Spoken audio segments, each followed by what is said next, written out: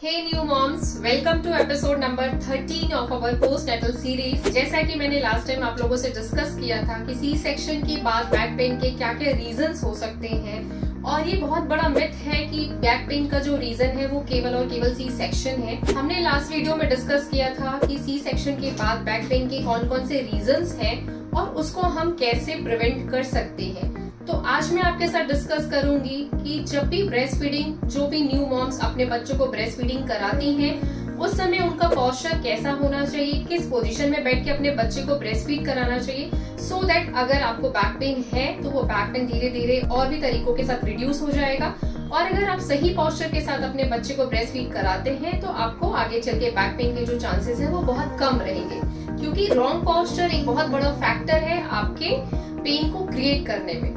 चलिए देखते हैं क्या क्या सही पोजीशंस हैं। तो बहुत सारी मदर इस समय ये करती हैं कि वो ब्रेस्ट फीड कराने के लिए अपने बच्चे को इस तरीके से गोदी में पकड़ती हैं और वो खुद सामने की तरफ झुक जाती हैं, जिससे कि बच्चा जो है वो ब्रेस्ट को पूरे तरीके से पकड़ ले।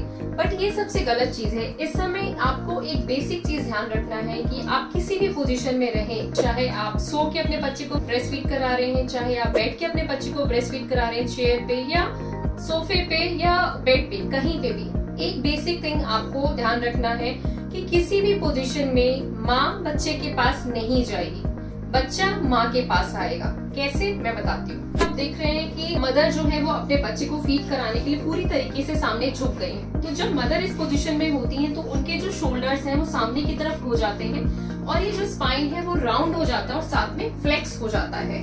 तो इस पोजीशन में हमारे स्पाइन पे और ज्यादा लोडिंग बढ़ती है, जो कि आपके बैक पेन को क्रिएट करता है। तो राइट पोजीशन इसकी मदर का जो बैक है वो चेयर से सपोर्टेड होना चाहिए। ये बच्चा जैसे 11 मंथ का है तो इसकी हाइट अच्छी है, तो आप अपने बच्चे के अकॉर्डिंग आपको पिलोज एडजस्ट करने हैं। जैसे यहाँ पे इन मदर को ऑप्टिमल पोजीशन में लाने के लिए हमने 2 पिलोज का यूज किया हुआ है।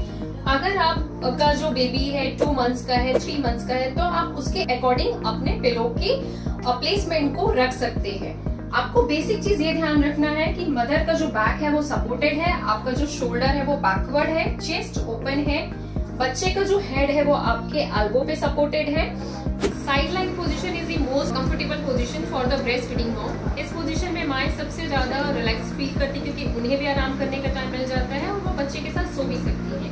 तो इस पोजीशन में आपको क्या क्या ध्यान रखना है पोस्चर्स में। अगर आपका बच्चा छोटा है तो अगेन आप उसके नीचे एक पिलो का प्लेसमेंट कर सकते हैं, हमारे उसी कॉन्सेप्ट को ध्यान रखते हुए कि हर पोजीशन में माँ अपने बच्चे के पास नहीं जाएगी। ब्रेस्ट फीडिंग कराते समय बच्चा जो है वो माँ के पास आएगा। आई होप कि आज की ये वीडियो आपके लिए इन्फॉर्मेटिव रही होगी और आपको सारी जानकारी मिल गई होगी कि किस तरीके से हमें अपने पोस्चर का ध्यान रखना है और अपने बैक पेन को प्रिवेंट करना है। तो मिलते हैं नेक्स्ट वीडियो में नई इन्फॉर्मेशन के साथ। Till then, stay happy and stay blessed.